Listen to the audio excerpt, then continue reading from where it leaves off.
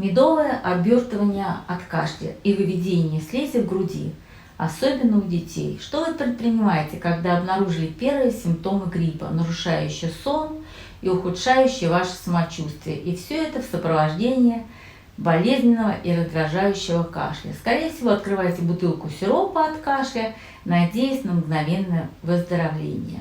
Давайте уберем фармацевтический раствор, потому что маленькая бутылка, состоящая из химических веществ и добавок, вызывает побочные эффекты: сонливость, головные боли и даже аритмию. Вы можете легко облегчить симптомы простуды или гриппа, используя домашние средства. Домашнее медовое обертывание. Мед – это липкое, сладкое и антибактериальное совершенство. Естественное средство, от ангин выводит избыток слизи из легких.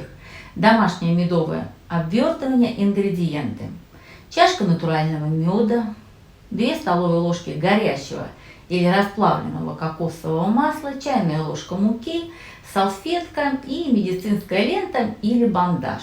Способ приготовления: смешайте муку и мед до однородной массы.